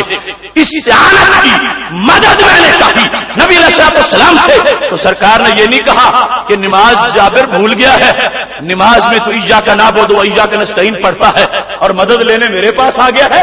فرمایا میرے نبی علیہ السلام نے مجھے جھڑکی نہیں دی. اور میں ٹھیک ہے جابر تم مانگنے آئے ہو، ہم دینے کو تیار بیٹھے ہیں. فاستعنت النبی صلی اللہ علیہ وسلم، یہ صحیح بخاری شریف اور 285 صفحہ اور امت کا یقین اور صحابہ کا نظریہ. اگر استعانت مجازن کسی طرف اس کی نسبت کرنا شرک ہوتا کبھی بھی صحابی نسبت نہ کرتے. صحابی یہ کہہ رہے ہیں میں نے استعانت کی نبی علیہ السلام سے، میں نے اون مانگی نبی علیہ السلام سے، میں نے مدد چاہی نبی علیہ السلام سے. اور سرکار نے فرمایا جاؤ کھجوریں کاٹو میں آتا ہوں. اسی بخاری میں ہے محبوب علیہ السلام نے جا کے دعا مانگی. حضرت جابر کہتے ہیں سارے قرضے اتر چکے تھے، ڈھیر میں سے ایک کھجور بھی کم نہیں ہوئی تھی. یہ یقین ہے، یہ ایمان ہے صحابہ کرام علیہم رضوان کا. ایاک نعبد و ایاک نستعین آیت کا استعانت کا جو لفظ ہے اس پر یہ حوالہ جات تمہارے سامنے پیش کر رہا ہوں. اور یہ قرآن مجید کی آیات شروع میں پیش کی اور پھر احادیث رسول صلی اللہ علیہ وسلم اور استعانت کا لفظ بولا. اور نسائی شریف میں موجود ہے نستعین برسول اللہ صلی اللہ علیہ وسلم. صحابہ کہتے ہیں ہم اللہ کے نبی حضرت محمد مصطفیٰ صلی اللہ علیہ وسلم سے مدد چاہتے ہیں. تو پتہ چلا یہ جھوٹ ہے کہ کہا جائے کہ عبادت اور استعانت کا مطلب ایک ہی ہے. جیسے رب کے سوا کسی کی عبادت جائز نہیں، ایسے رب سے سوا کسی سے استعانت بھی جائز نہ ہو. میں یہ بخاری دکھا رہا ہوں، صحابہ کا عقیدہ دکھا رہا ہوں. صحابہ رب کے سوا سجدہ کسی کو نہیں کرتے، لیکن مدد کی بھیک اپنے نبی علیہ السلام سے بھی مانگ رہے ہیں. تو پھر بنیاد کس کی کچی ہوئی؟ گڑا ہوا نظریہ کس کا ہوا؟ 1.5 اینٹ کی مسجد کس کی ہوئی؟ ہم نے کچھ نہیں گھڑا، ہم نے یہ بخاری سے پڑھا، ہم نے یہ قرآن سے پڑھا، ہم نے بالواسطہ صحابہ کرام علیہم رضوان سے پڑھا کہ عبادت صرف خدا کی ہے اور مدد حقیقتاً بھی اسی سے ہے. وہ نہ چاہے کوئی پتہ نہیں ہلا سکتا، وہ چاہتا ہے تو بندے بھی بندوں کے مددگار بن جاتے ہیں. محتشم سامعین حضرات، اب اس چیز کی وضاحت تھوڑی سی مزید باقی ہے. کچھ لوگ فرق کرتے ہیں کہ یہ زندہ اور ہوتا ہے، فوت شدہ اور ہوتا ہے، زندہ سے مدد مانگنا یہ اور ہے، فوت شدہ سے مدد مانگنا اور ہے. تو میں پہلے نمبر پر کہوں گا کیا آیت میں یہ لکھا ہے کہ رب ذوالجلال نے جہاں فرمایا ایاک نعبد و ایاک نستعین، کیا آیت میں یہ ہے کہ اے اللہ جو فوت شدہ ہیں ان کے مقابلے میں صرف تجھ سے ہی مدد مانگتا ہوں، لیکن زندہ جو ہے ان کے لحاظ سے تجھ سے بھی مانگتا ہوں، زندہ سے بھی مانگ لیتا ہوں. اگر یہ آیت میں ہے تو لوگ فرق کر لیں، اور اگر آیت میں مطلقاً ہے کہ تیری ہی عبادت کرتے ہیں اور تجھ ہی سے مدد چاہتے ہیں تو پھر زندہ اور فوت شدہ کا فرق کرنے کا کوئی تک نہیں بنتا. اور دوسری بالکل سادہ سی بات ہے، کیا ایسا جائز ہے کہ کوئی شخص یہ کہے کہ میں فوت شدہ کو تو سجدہ نہیں کروں گا، زندہ کو کر لوں گا؟ کیوں فوت شدہ کو کروں تو شرک ہو جائے گا، زندہ کو کروں تو شرک نہیں ہوگا؟ کوئی احمق سے احمق بھی ایسا عقیدہ توحید نہیں رکھتا، اس کو خبر ہے کہ سجدہ کا زندہ کو کروں پھر بھی شرک ہے، سجدہ کا فوت شدہ کو کروں پھر بھی شرک ہے. تو جب وہ لوگ عبادت استعانت کو ایک بنا بیٹھے تو پھر مدد خواہ زندہ سے مانگی جائے پھر بھی شرک ہونا چاہیے، مدد خواہ فوت سے مانگی جائے پھر بھی شرک ہونا چاہیے. ان کی تاریخ کو، ان کی تفسیر کو، ان کی تعویل اور من گھڑت تفسیر کو قرآن مجید بھی رد کر رہا ہے، حدیث نبوی بھی رد کر رہی ہے. ہماری وہ تفسیر ہے اول سے لے کر آخر تک پورا قرآن اور نبی علیہ السلام کے لاکھوں فرمان اس کی تائید میں موجود ہیں. اس واسطے کوئی ایسی بات نہ کرے، اور اگر کوئی کرتا ہے تو اس کا علاج بھی ہمارے پاس ہے کہ محبوب علیہ السلام دنیا سے جا چکے تھے، وصال ہو چکا تھا، پھر بھی صحابہ نے مدد مانگی ہے، سرکار نے مدد کر کے دکھائی ہے. حالانکہ اس کی ضرورت نہیں، چونکہ اگر شرک زندہ کے لحاظ سے نہ بنتا ہو کہ زندہ کو جو کچھ بھی کر لو شرک نہیں بننا، شرک بننا ہے تو فوت شدہ سے بننا ہے، پھر کوئی فرق کرے کہ یہ زندہ کی مدد ہے یہ فوت شدہ کی مدد ہے. جب رب کے سوا کسی کو سجدہ جائز نہیں، کسی کو معبود ماننا جائز نہیں، کوئی بھی ہو کسی حالت میں ہو تو وہ بات برابر ہے. لیکن اس کے باوجود میں یہ بتانا چاہتا ہوں، البدایہ والنہایہ جلد نمبر 7 یہ میرے پاس موجود ہے، اور ابن کثیر جس کی علمی حیثیت کو وہ لوگ بھی اچھی طرح تسلیم کرنے والے ہیں، انہوں نے اس حدیث کو اپنی کتاب البدایہ کے اندر ذکر کیا ہے. اور یہ باب ہے 18 ہجری کے واقعات کا کہ نبی علیہ السلام کے وصال کے بعد جب 18 ہجری تھی، حضرت فاروق اعظم رضی اللہ تعالیٰ عنہ کا زمانہ تھا. اس وقت صحابہ کا عقیدہ کیا تھا؟ سرکار دو عالم صلی اللہ علیہ وسلم اپنے روضہ پاک میں تشریف لے جا چکے ہیں، صحابہ کرام علیہم رضوان کا عقیدہ کیا ہے اور بولتے کیا ہے، نعرہ کیا ہے اور نظریہ کیا ہے، یہ تمہارے سامنے البدایہ ہے اور اس کا صفحہ نمبر 98 ہے، جلد نمبر 7 ہے. کیا ہوا؟ پوری سند کی ذمہ داری مجھ پہ ہے، چونکہ ان کے امام نے بھی کہا ھذا اسناد صحیح، یہ بالکل صحیح اسناد ہے جس سے یہ سند لکھی جا رہی ہے اور حدیث کے الفاظ لکھے جا رہے ہیں. کسی کو بہانے کی گنجائش نہیں دیں گے، اور اگر کسی کا بہانہ ہوا بھی آخری سانس تک اس سند کو پاورفل ثابت کرنا یہ ہماری ذمہ داری ہے. اس کا مضمون کیا ہے؟ اصاب الناس قحط فی زمان عمر بن الخطاب رضی اللہ تعالیٰ عنہ، حضرت عمر رضی اللہ تعالیٰ عنہ کے زمانے میں قحط پڑ گیا. قحط مشکل ہے، رستے اجڑ گئے، جانور مر گئے، لوگوں کو کھانے کے لیے کچھ مل نہیں رہا تھا.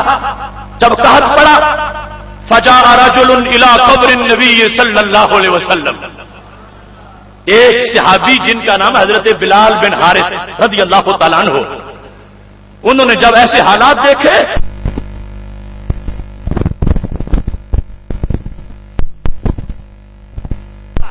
مگر کہاں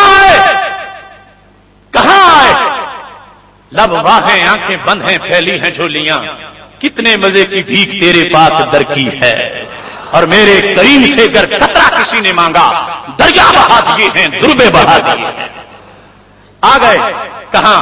جہاں جانے کو ہر ایک تڑپ رہا ہے.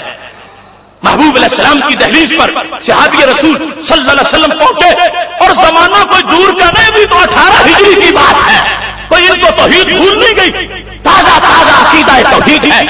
گئے تو کہتے کیا ہے؟ قال یا رسول اللہ صلی اللہ علیہ وسلم. یہ سندے صحیح سے یا رسول اللہ صلی اللہ علیہ وسلم. آج اس لفظ کو سنتے ہی کچھ لوگوں کے دیے کا تیل ختم ہو جاتا ہے، اور اس کو لکھا دیکھ کر ہی کچھ لوگوں کے تیل بدل جاتے ہیں. میں مبارک دیتا ہوں ادارہ صراط مستقیم کے ان حضرات کو جنہوں نے شاہراہوں پہ لگا دیا یا رسول اللہ صلی اللہ علیہ وسلم آپ کی شان پہ جان بھی قربان. لوگ کھجوروں کو سلام کر رہے تھے اور روزہ پاک ان کو نظر نہیں آ رہا تھا. یہ کفارہ ادا کیا اس ادارہ کے ان حق پرست کارکنان نے کہ یہ بتایا کہ شان کس پہ قربان، جان کس پہ قربان کرنی ہے. یا رسول اللہ صلی اللہ علیہ وسلم یہ بولا حضرت بلال بن حارث نے. نبی علیہ السلام کا وصال ہو چکا ہے، سرکار دنیا میں نہیں برزخ میں چلے گئے ہیں، اور دنیا اور برزخ میں کروڑوں میل کا فرق ہے. اگرچہ محبوب علیہ السلام کے لیے کوئی فرق نہیں، سب کچھ ہاتھ کی ہتھیلی پر رائی کے دانے کی طرح ہے، مگر بولنے والا تو دنیا میں ہے اور نبی علیہ السلام قبر میں موجود ہیں. کہتا کیا ہے، بولتا کیا ہے، نعرہ کیا ہے؟ وہ نعرہ جو سنی تیرے جلسے میں لگتا ہے، وہ نعرہ جو تیری مسجد کی محراب پہ لکھا ہے، وہ نعرہ جو تیرے سینے پہ لکھا ہے، اور وہ نعرہ جو حور و غلمان کی جبینوں پہ لکھا ہے، اور وہ نعرہ جو عرش کے تاج پہ لکھا ہے یا رسول اللہ صلی اللہ علیہ وسلم. اتنا ہی کافی تھا، مگر مزید عقیدہ واضح کیا. کہتے ہیں اس تسکیل امتک اس تسکیل امتک فانہم قد ہلکوا. میں درخواست لے کے آیا ہوں محبوب، اللہ سے امت کے لیے بارش مانگو، امت تو ہلاک ہونے تک پہنچ گئی ہے. کون بولے؟ صحابی بولے. کہاں بولے؟ مدینہ شریف میں نبی علیہ السلام کی دہلیز پر. اور آج ایک مرتبہ ان کو یا کہنے پر لوگوں کو اعتراض ہے، انہوں نے 3 مرتبہ سرکار کو خطاب کیا. پہلے کہا یا رسول اللہ، یہ بھی خطاب ہے. پھر کہا اس طرح کے آپ اللہ سے کہیں، حالانکہ پتہ ہے میں بھی کہوں گا تو رب سن لے گا. اس طرح کے آپ محبوب آپ اللہ سے دعا مانگے لامت کا، اپنی امت کے لیے، اپنی امت کے لیے. خطاب 3 بار نبی علیہ السلام کو کیا ہے. یہ مدد چاہنا نہیں تو اور کیا ہے؟ کہا تھا، کہا دور کرنا تھا، بارش نہیں اترتی تھی، بارش کا نزول کروانا تھا، مشکل بہت بڑی تھی، زمین بنجر ہو رہی تھی، انسان مر رہے تھے. حضرت بلال بن حارث رضی اللہ تعالیٰ عنہ وہاں جا کے بولے ہیں جہاں مشکلیں حل ہوتی ہیں. ان کا عقیدہ ہے رب ہر جگہ سے سنتا ہے، رب مددگار ہے، مشکل کشا ہے، حاجت روا ہے، اس سے مدد مانگنی چاہیے. مگر سرکار کے در پہ جا کر اپنی درخواست پیش کر کے قیامت تک کے لوگوں کو بتا رہے تھے. بریلویت اگر اس کو کہتے ہو تو یہ تو عقیدہ صحابہ میں بھی موجود تھا. صحابہ کرام علیہم رضوان اپنے محبوب علیہ السلام کے دربار پر کھڑے ہو کر پتہ ہے ایاک نعبد و ایاک نستعین کا، اور جانتے ہیں سرکار سے مانگنا غیر سے مانگنا نہیں، رب سے مانگنا ہے. یہ چاہا اس تسکے محبوب آپ مدد کرو. حضرت بلال بن حارث رضی اللہ تعالیٰ عنہ یہ درخواست پیش کر کے گھر آ گئے. کہتے ہیں اتاہ رسول اللہ صلی اللہ علیہ وسلم فی المنام، سرکار خواب میں تشریف لے آئے. اتنا جلد اثر ہوا، اتنا جلد فضل ہوا. کہتے ہیں سرکار خواب میں تشریف لے آئے اور آ کے کہتے ہیں ائتی عمر. نائب میرا تو اس وقت عمر ہے نا، بلال جاؤ میری عمر کے پاس، جاؤ عمر کے پاس جا کے فاقرہ منی السلام، پہلے اسے میرا سلام کہو. عادل حکمران ہو تو کتنی شان ہوتی ہے. نبی علیہ السلام سلام بھیج رہے ہیں، عمر کو میرا سلام کہو. وَأَخْبِرْهُمْ أَنَّهُمْ مُسْقُونَ، ان کو بتا دو میں ضامن ہوں بارش ہو جائے گی. انہم مسقون، بارش کر دی جائے گی. اب مدد مانگی گئی، مدد کی گئی، نبی علیہ السلام سے مانگی، نبی علیہ السلام نے کی. وصال ہو چکا تھا، دنیا میں جا چکے تھے، برزخ میں پہنچ چکے تھے، مگر وہ نہ کریں مدد جو مٹی میں مل گئے ہو، اور جو ہر وقت جن کی زندگی سے جہان زندہ ہے، جو ان سے درخواست کرتا ہے وہ سنتے بھی ہیں، مدد فرما بھی دیتے ہیں. محتشم سامعین حضرات، یہ ساتھ ایک رکا بھی لے لیا، عمر کو میرا پیغام بھی دو. کیا؟ قل لہو، عمر سے کہو علیکا بالکیس، ہوشیار ہو کے حکومت کریں، ہوشیاری سے. اب جس وقت یہ صحابی حضرت عمر رضی اللہ تعالیٰ عنہ کے پاس گئے، پہلی بات میں بھی بڑی لذت ہے، اگر اگلی بات میں بھی بڑی لذت ہے. آج کچھ لوگ اس پر بہانہ ڈھونڈتے ہیں کہ الرجل ذکر ہے، پتہ نہیں کون بندہ تھا، اس کا پتہ ہو تو پھر حکم لگائیں، وہ ضعیف تھا یا کمزور تھا، وہ طاقتور راوی تھا یا کون تھا. الرجل لکھا ہے اس کتاب میں، باقی کتابوں میں نام بھی لکھا ہے، میرے پاس اس کے 7-8 حوالہ جات موجود ہیں، لیکن ہم ان کا ہر رستہ بند کرنا چاہتے ہیں. آج اعتراض کرنے والوں کو رجل پتہ نہیں کون تھا. میں کہتا ہوں تمہاری عدالت کی ضرورت نہیں رہی جب حضرت عمر فاروق کے معیار پہ جو پورا اتر گیا ہے وہ سچا ہی ہو سکتا ہے. اگر رجل میں کوئی کمی ہوتی تو حضرت عمر کہتے ہو تو کون ہوتا ہے میری طرف پیغام لانے والا، تو ہے ہی جھوٹا. لیکن حضرت عمر مانے کہ تو سچا پیغام لایا ہے، تو جس راوی کو حضرت عمر کلیئر کر دے اس کو ریجیکٹ کون کر سکتا ہے؟ اب بات ہے حضرت عمر تک، سند ان تک پہنچ رہی ہے ڈائریکٹ. حضرت عمر کے جو خازن ہیں وزیر خزانہ وہ حضرت عمر سے روایت کر رہے ہیں، اور رجل تو درمیان میں آ گیا. اگر تقاضے پورے کرنے تھے تو حضرت عمر نے پورے کرنے تھے کہ بندہ سچا ہے یا جھوٹا ہے، بات کمزور ہے یا صحیح ہے، تو انہوں نے پورے کر لیے. کس طرح؟ انہوں نے واقعی سمجھا کہ سرکار نے مجھے سلام بھیجا ہے، انہوں نے واقعی سمجھا کہ سرکار مجھے ہوشیار کر رہے ہیں، اس لیے بولے اور کہنے لگے واللہ یا رب ما آلو الا ما اجزت عنہ، اے اللہ کوئی کسر نہیں چھوڑوں گا، جتنی طاقت ہے سب خرچ کر کے تیرے دین کی خدمت کرتا رہوں گا. میرے بھائیوں، اگر یہ توحید کی تعریف ہوتی اور استعانت کی جو ان لوگوں نے کی ہوئی ہے تو حضرت عمر سے بڑا سخت انسان کون ہے دین کے مسئلے میں؟ سب سے پہلے تو وہ کلاس لیتے اس رجل کی، کہتے تجھے ہوش نہیں کہ مانگنا کہاں سے ہے اور ملتا کہاں سے ہے؟ تو کدھر چلا گیا؟ تو نے رب کو آواز دینی تھی، تو نے یا رسول اللہ کیوں کہا؟ حضرت عمر رضی اللہ تعالیٰ عنہ نے یہ ایک جملہ بھی نہیں بولا، تنقید نہیں کی، ان کی تعریف کی ہے کہ تو نے اچھا ہے جا کے درخواست پیش کر دی ہے.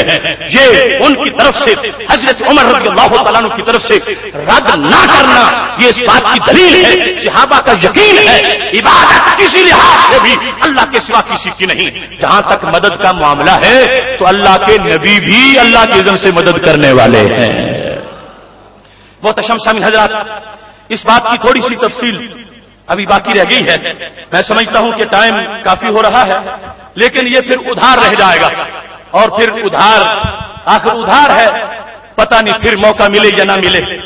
میں آپ کے سامنے اس مدد کا جو بعد از 20 سال صحابہ کرام علیہم رضوان نے مانگی اس کو بیان کرنا چاہتا ہوں، اور حوالہ جات کو نوٹ کرنا چاہتا ہے تو نوٹ کر لے.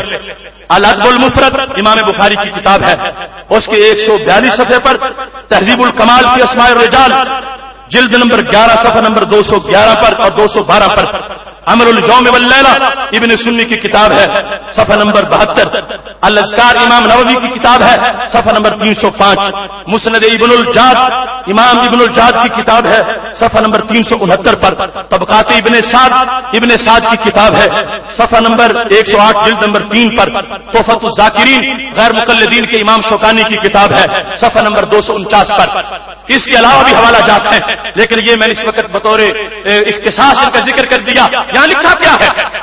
کس چیز کا حوالہ ہے؟ یہ حوالہ یہ ہے خادرت رجل ابن عمر، حضرت عبداللہ بن عمر رضی اللہ تعالی عنہ کا پاؤں شل ہو گیا، سو گیا. جب پٹھے کھینچے جائے تو بندہ چل نہیں سکتا، تو قال له رجل اذكر احب الناس الیک، نبی علیہ السلام کا وصال ہو چکا ہے، ابن عمر کسی مقام پر پاؤں ان کا سو چکا ہے، چلنا مشکل ہو چکا ہے. ان کی اس حالت کو دیکھ کر کسی نے نسخہ بتایا، ابن عمر گھبرانے کی ضرورت کیا ہے، ذرا ان کو بلاؤ جو سب سے بڑے محبوب ہیں. اذکر احب الناس الیک، اذکر کا لفظ بھی ہے اور مسند ابن الجاد میں ادعو کا لفظ بھی ہے، دعا اور یہ بھی حملہ ہے ان لوگوں کے نظریات پر جو کہتے ہیں دعا عبادت ہی ہوتی ہے اور عبادت کے سوا دعا نہیں ہوتی. یہاں دعا موجود ہے اور عبادت نہیں ہے. جب کہا گیا وہ دو احب الناس الیک، ابن عمر ذرا ان کو آواز دو جو جان سے بھی پیارے ہیں. تو انہوں نے کیا کہا؟ کہتے ہیں یا محمدا. یہ جتنے میں نے حوالے پیش کیے سب میں یا موجود ہے. یا کا لفظ یا رسول اللہ یا محمدا یہ الفاظ بولے ہیں. ابن عمر کہتے ہیں پاؤں اتنا جلد ٹھیک ہوا لگتا تھا پٹھے کھینچے نہیں گئے تھے، کسی نے رسی سے باندھا ہوا تھا رسی کھول ڈالی ہے. تو یہ مدد چاہنے کا انداز صحابہ کرام علیہم رضوان میں موجود ہے اور آج تک اس امت میں رائج ہے. اس واسطے بطور خاص تفاسیر میں سے یہ حضرت شاہ عبدالعزیز محدث دہلوی کی تفسیر تمہارے سامنے پیش کرنا چاہتا ہوں، جو برے صغیر کی سرزمین کے بہت بڑے محدث ہیں. انہوں نے سورہ فاتحہ کی اس آیت کی تفسیر کے اندر یہ بات لکھ دی. کہتے ہیں درینجہ باید فہمید، اس جگہ سوچنا چاہیے، سمجھ لینا چاہیے کہ استعانت از غیر بوجہ کہ اعتماد برآں غیر باشد وعورا مظہر اون الہی ندانت حرام است.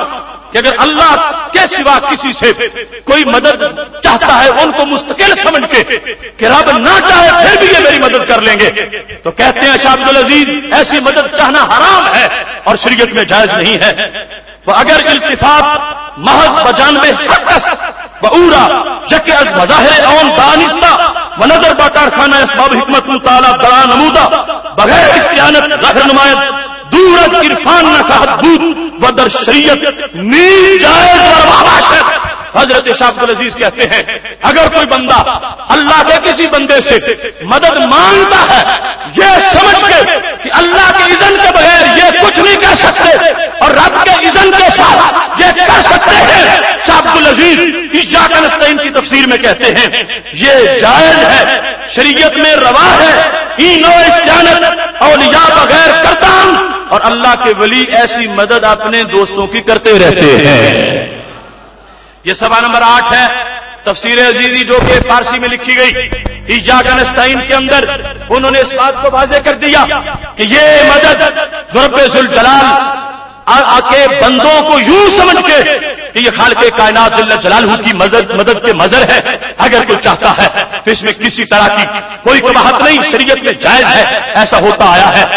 یہ قصیدہ بہاریہ ہے جو قاسم نانوتوی نے لکھا تھا، بانی دارالعلوم دیوبند نے لکھا تھا. اور اس میں لکھا کیا ہے؟ مدد کر اے کرم احمدی کے تیرے سوا، مدد کر اے کرم احمدی کے تیرے سوا نہیں ہے کاش میں بے کس کا کوئی حامی کا. مدد کر، نبی علیہ السلام سے مدد مانگی جا رہی ہے. مدد کر اے کرم احمدی کے تیرے سوا نہیں ہے کاش میں بے کس کا کوئی حامی کا.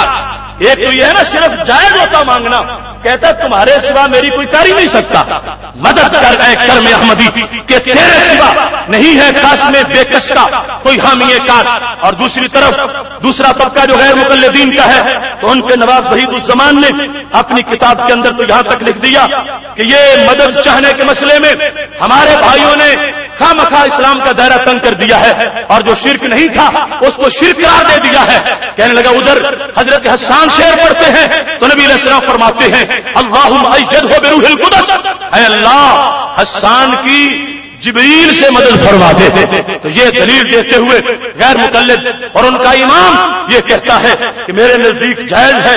میں کہتا ہوں قبلہ دین مدد، کعبہ ایمان مدد، ابن قیم مدد، قاضی شکان مدد، یعنی اپنے 2 مولویوں کا نام لے کے جو فوت ہو چکے ہیں کہتے ہیں میں تو ان سے بھی مدد مانگتا ہوں. اور ان کی مدد کے نعرے اپنی کتاب کے صفحہ نمبر 23 پر ہدیۃ المہدی میں لکھے ہوئے ہیں. اگر مانگنے پہ آئے تو قاضی شکا سے مانگ لیں، نہ مانگنے پہ آئے تو داتا صاحب سے دشمنی کرے. یہ اپنی اپنی سوچ ہے، اپنا اپنا انداز ہے. لیکن اہل سنت و جماعت ہمارے لیے کوئی یہ نئی بات نہیں. خالق کائنات جل جلالہ نے راہوں کو روشن کیا اور اب تک وہ راہیں روشن ہیں. یہ کتاب تمہارے سامنے یہ اس بندے کی کتاب ہے جس کو شیخ الہند کہا جاتا ہے، محمود الحسن دیوبندی. اور اس نے اپنے استاد رشید احمد گنگوئی کے وفات پر یہ لکھا تھا مرثیہ، اور دیوبند کا چھپا ہوا ہے. اس کے اوپر جو لقب لکھے ہوئے ہیں رشید گنگوئی کے، اگر آپ یہ داتا صاحب کے لکھیں تو آپ پر 1000 فتویٰ لگے گا. رشید گنگوئی کو لکھا ہے قطب العالم خاتم الاولیاء والمحدثین فخر الفقہاء والمشائخ حضرت علی ماوائے جہاں. ہم نبی علیہ السلام کو کہیں یتیموں کا ملجا، غریبوں کا ماوا، تو کہتے ہیں نہیں پناہ صرف خدا دیتا ہے اور کوئی بچا نہیں سکتا. اور یہ لکھا ہے ماوائے جہاں، یہ مولوی ہمارا سارے جہانوں کو پناہ دینے والا ہے. مخدوم الکل، ساری کائنات کا مخدوم ہے. مطاع العالم، سارا جہان اس کی اطاعت کرتا ہے. یہ اس کے بارے میں لکھ کر آگے شعر لکھتے لکھتے اب یہ شعر ہے، ہوائج دنیا و دین کے کہاں لے جائیں ہم یا رب. ہوائج دین و دنیا کے کہاں لے جائیں ہم یا رب. گیا وہ قبلہ حاجات روحانی و جسمانی. اے اللہ اب رشید اول مر گیا ہے تو ہم حاجتیں کیسے پوری کروائیں. یہ دیکھو عقل پہ پردہ. ہوائج دین و دنیا کے کہاں لے جائیں ہم یا رب. اللہ کو کہتے ہیں اب حاجتیں کون ہماری پوری کرے گا. یا رب حاجتیں کون ہماری پوری کرے گا.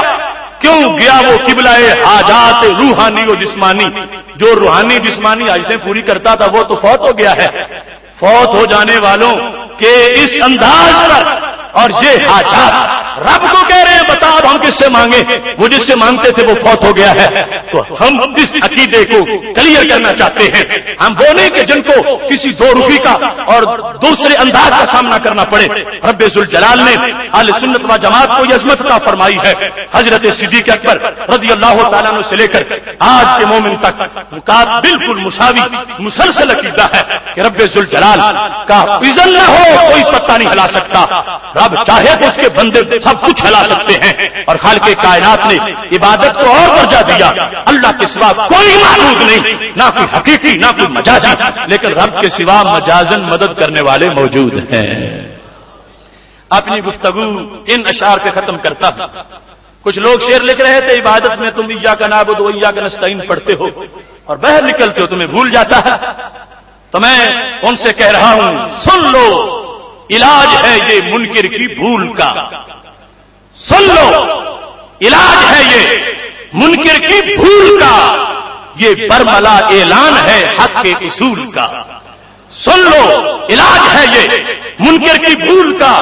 یہ برملا اعلان ہے حق کے اصول کا. گو سالہ تحقیق میں گزرے ہیں بال یقین، دیتا ہوں مفت میں نہیں ہے یہ مول کا.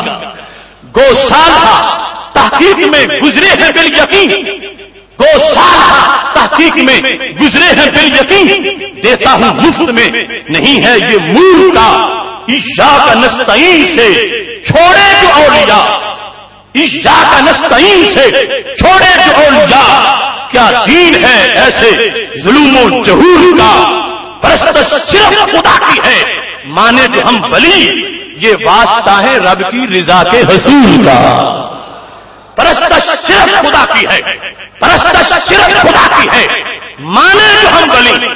مانے کا مطلب کیا ہے؟ بندہ ان کو رب کا مانے، مظہر معبود نہیں. کوئی ہمارے مقابلے میں ایسا نہ پڑے کہ وہ ما نعبدہم الا لیقربونا الی اللہ زلفی، کہ مشرک بھی کہتے تھے ہم بتوں کی اس لیے عبادت کرتے ہیں کہ ہمیں رب کا قرب دلائے.